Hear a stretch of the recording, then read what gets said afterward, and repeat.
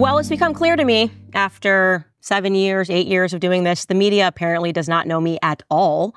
They don't know how much I kind of enjoy them. It's like a not even toxic relationship. I particularly love Media Matters. Yeah, far left. But when I had my old show, like before I got canceled, I was really sad for a lot of reasons, but especially because I was going to miss Media Matters every single day. They were dedicated. It was essentially a free PR firm. They'd pull out these clips of my show and write mean headlines about me. And I think they thought that it upset me, but I was not offended at all. I thought it was really funny. Obviously, I mean, I do my show because I think the stuff I'm saying is funny or I believe that it is true. And they were always like, look at her, she's a transphobe. So imagine my surprise yesterday when I found out that they are back and they are tuning into the new show. Look at this headline regarding me on Media Matters. It says, I'm not kidding, Transvestigation Nation, right-wing media figures' obsession with trans people is breaking their brains. Transvestigation, what a brilliant word. I am so upset that I did not think of it, that it came from Media Matters and did not come from me. I love that. I will now be using that. But let's jump back into their piece because they've got more to say. They are big mad at me. They continue. Prior to losing her job at the Daily Wire, Owens proclaimed that she would stake her, quote, entire professional reputation on the theory that Brigitte Macron, the longtime wife of French President Emmanuel Macron, was hiding the fact that she is a transgendered woman. While her accusation was met with derision, outrage, and concern, Owens made the claim in a new video on her YouTube channel and then repeated it several days later.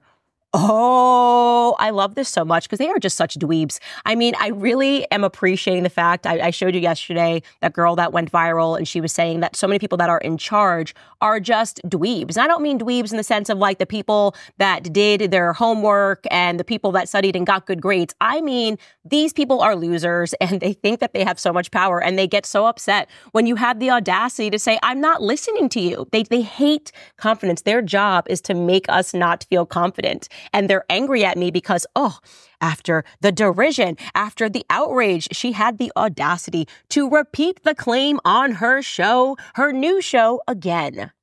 Yeah, I repeated it because it's true, ladies and gentlemen, and you're not going to believe what I discovered.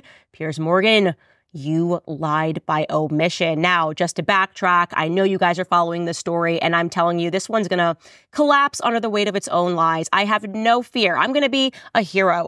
People in France already came up to me tons of times and were like, thank you so much. You know, when I was in France last month or a couple of months ago, thank you so much. We all know that obviously she's a man and the mainstream media is just trying to gaslight us because that's what they do. They lie, and then they admit it years later, and then they pretend that they didn't really know it was true, and they know it's true. Again, showing you this old photo, one of the only two that has been ever produced of Brigitte Macron as a child, and Brigitte Macron is the son on the left, looks exactly like Brigitte Macron. The media trying to pretend that Brigitte is the one sitting on the lap. No, but that is Jean-Michel Trogneux's little sister, whose name was Brigitte.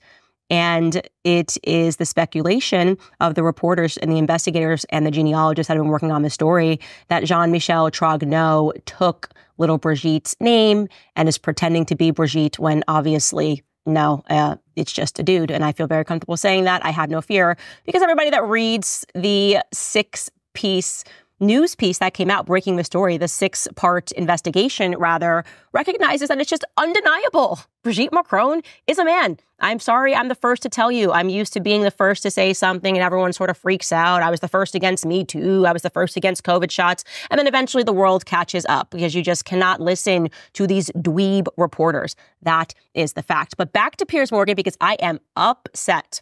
So remember he threw down the gauntlet when I was on his show and he bet me $100K regarding the story? Well, let me jog your memory of this little moment. Take a listen. Brigitte Macron, as you know, has a libel trial against Natasha Ray, who made the claims that the French First Lady was born a man called Jean-Michel Trogneux. It's due to take place imminently, and we will get to the bottom of this. And I'll bet you, why don't we have a £100,000 bet that it establishes beyond any doubt to a charity of your choice and mine, $100,000, make it dollars, right now, that it is established beyond any doubt that she was born a woman. Do you accept that bet? Ladies and gentlemen, the lies! The lies! I cannot believe this. Let me tell you how I came across this. Well, I actually reached out and had a conversation with the journalist who initially broke this story regarding Brigitte Macron. Now, I should have known, obviously, he was throwing a lot at me. That interview went on for an hour and a half, and this was toward the end of the interview. But I instantly should have flagged in my head that there was something weird about the fact that Natasha Ray is the person being sued for libel, given the fact that Natasha Ray is not the person who initially produced the 6-part series. Fait et Documents is the publication that produced it, and that is operated by a man named Xavier Poussard. Well, here is the actual fact. Natasha Ray and Amandine Roy are not on trial for claiming that Brigitte Macron was born a man. Therefore, Piers lied by omission. He knows that people that are watching that, when they hear, oh, there's a defamation trial, that there's a person involved who made the claim, they're going to assume that this must have been the person who actually produced all of the articles. But it wasn't. As I said, it was a man named Xavier Poussard, who I have been in touch with. Xavier Poussard was the editor-in-chief, the author, and the publication director of Fait et Documents. Again, they are the ones that produced the 6-part series. So it begs the question, why isn't Xavier the first source of this story being sued? Well, as I said, he and I got in touch on X, and here's what he told me. I wanted to have him on for an interview, but I have to figure that out because he said that his English is not good and he has to use a translator. I'm planning on doing that down the line because this story is just absolutely fascinating. I asked him, I said, wait a second, why are you not being sued for defamation? And here's what he said to me verbatim, quote, because by pursuing me, they would allow me to speed up my proceedings against them before the administrative court. I am taking legal action against the French administrations, which wrongfully refuse to issue me documents, including identity photos, on the case in particular, photos of Jean-Michel Trogneux as a young man, end quote. So yes, he claims that they are going after Natasha Ray instead because she's the perfect media red herring, right? Foremost, she is weak because she is currently suffering from a very advanced form of cancer. Also, because they were able to get her on a technicality of libel. So let me slow this down so you understand what this lawsuit is actually about. It's got nothing to do with whether or not Brigitte Macron is a man or not a man. So Natasha, who helped this investigation, one of the journalists that helped this investigation looking into Jean-Michel Trogneux, who is also, Brigitte Macron, she requested his birth certificate from the town hall in the city that Jean-Michel Trogneux was born. That city is called Amiens, right? Twice she requested this birth certificate, which you're allowed to do. Here's the birth certificate of Jean-Michel Trogneux. She did this in April and she did this in May. And she heard back, and this is in the year 2021, by the way, before the story was even released. The town hall wrote back to her and said, I'm showing you right now the pictures of what they wrote back, and I'll translate it for you loosely. It says that the birth certificate of Jean-Michel Trogneux is, quote, not in our possession. We invite you to contact the town hall of the city where Jean-Michel Trogneux was born. They should have this document. So she receives this answer twice, and they're still working on the story. And then eventually they release the story. Xavier releases the publication, that 6-part series that I keep telling you about, in September. And the entire world explodes because it's legit. I mean, the research that was done, you just can't read it and come back from it and think that this is a conspiracy theory. And Natasha then went and did an interview on a YouTube channel. This is now in December of 2021, a couple of months after it's been released. And she's talking about the story and discussing this strange fact that the city of Amiens, even though they know that is where Jean-Michel Trogneux was born, could not produce the birth certificate. And she's speaking about this strange fact and arguing that it proves that the documents are somehow falsified. Why aren't you producing this? We know that you have this.